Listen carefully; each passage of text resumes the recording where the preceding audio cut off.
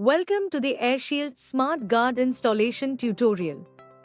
Step 1. Measure the installation area and securely mount the base setup on the wall.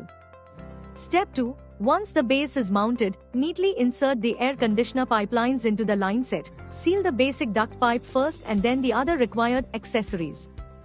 Bonus tip: the Smart Guard can be easily painted to match with your interior walls, ensuring an amazing look.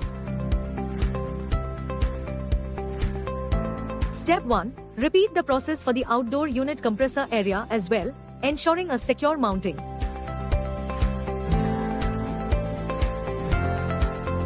Step 2. Install the air conditioner pipelines into the line set, sealing them with all necessary accessories except for the foldable pipe.